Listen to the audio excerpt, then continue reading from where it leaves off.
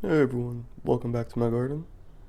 And as you see here, these plants have grown quite nicely in their new homes using coco coir.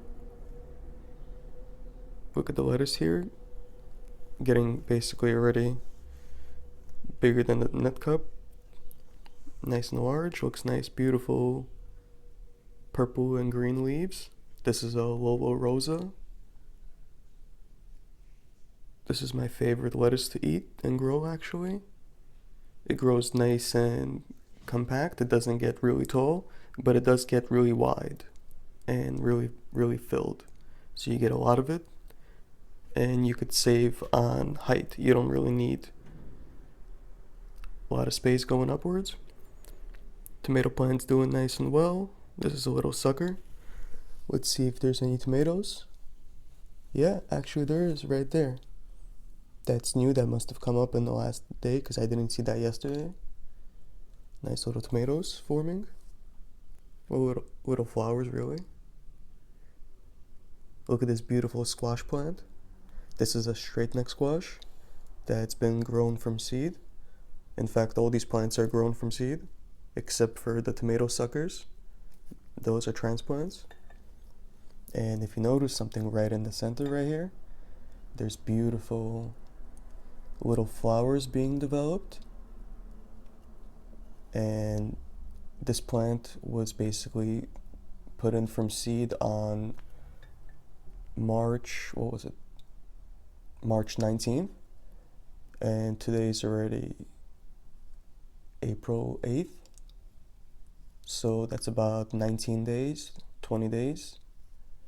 And so for those of you that are interested in growing some squash indoors, you could basically have the similar results. If you grow the same way that I do, follow my steps. From 0 days to 20 days, you'll have from seed to beautiful flowers being formed. Now this thing is going to get a lot larger than this. I'll keep you updated and show you the development of it. And right behind it, we have a beautiful little pepper plant being grown. This thing looks really nice. Look at the unique looking leaves. And beautiful purple stem right there. This is a paprika pepper. It's going to be very delicious. I can't wait for it to get big. That's going to be a dwarf plant, so not too big, about 16 inches maybe tall, maybe slightly higher. And I'm sure many of you could recognize this little guy. This is a little Keuka Melon plant. Look at the tendril right there, just shaking and moving, trying to grab onto something. And we're going to put this guy, most likely I'm going to start hardening it off soon and put it on the fire escape. And let's see how that does. Maybe get some bees pollinated as summer's rolling around closer. And we'll show you how to do that as it gets a little bit older and more likely to survive outdoors. And look at the other tomato sucker right here. Also doing very well. Now, if you look at the difference in color right here at the grow media, look at how light this color is compared to this one. That's because this coco coir, the net cup, is still submerged in the reservoir, and the water is still touching the bottom of the net cup most likely. But over here in the tomato plant, I left it with this jar unpainted so I could show you exactly what I'm talking about. Look at the beautiful roots growing. And as you see, the bottom of the net cup is not touching the net cup, or the water really. That's why the grow media is nice and dry like this.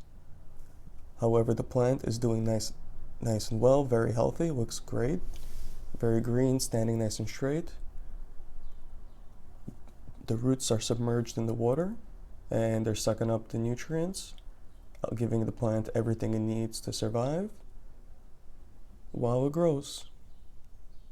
So it's beautiful to be able to see the plant grow up top, and I feel like it's just important to be able to see what's going on down below as well. And This is a nice little butter crunch lettuce. Beautiful mix right here. I got about 3-4 seeds in here. It's probably more than I should have, but it makes for a nice little bushy lettuce, and I'm able to come in and pick a few leaves while the other ones continue to grow. So it's a nice way to save on space. Highly recommend that. And if you see here, we got a couple of things that have germinated recently. The chives are doing quite well. Very small. Nice and compact. That's going to be delicious when they get bigger. A little radish plant. I'm going to grow in its entire life. Is going to be grown in this double cup. This is a little 2.5 ounce cup. And if we look down below,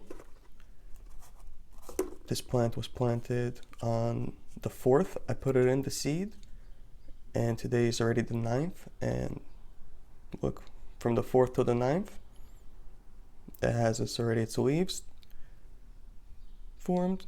Right in the middle, there's a new leaf being formed. And it's grown so much so that the root is already poking out the bottom, as you see. And this is being grown in the little double cup method. All these plants right here are grown in the double cup until they get bigger, and then I transplant them into the Kratky jars right here, which do absolutely fantastic. I couldn't be more pleased with the results of everything. And if you see in the back here, this is what I'm also really excited about. A friend of mine gave me a purple tomato seed that actually germinated in about 2 days, or 3 days maybe.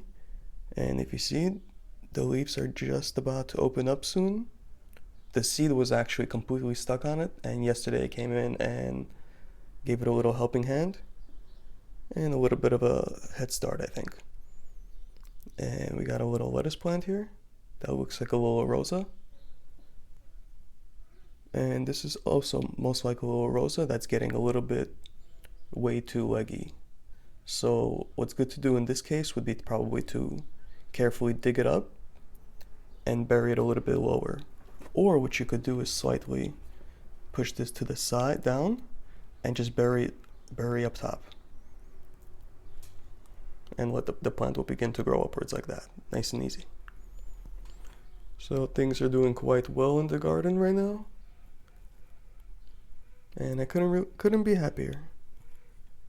This is a little purple basil. That's not purple, I know. I'm as disappointed as you are. But nonetheless, we'll see what happens as it gets older. And back here, here's a good example. I've been saving this plant to show you. If you notice, this is a borage plant, and it's looking slightly yellow. That means the nutrients need to change. It wasn't mixed properly, and most likely when I mixed it up, it's really important when you mix the nutrients to keep the water hot.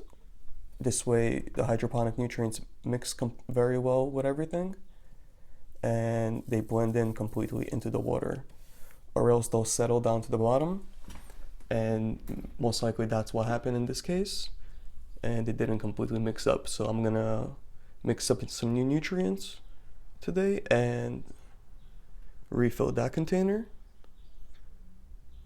and have some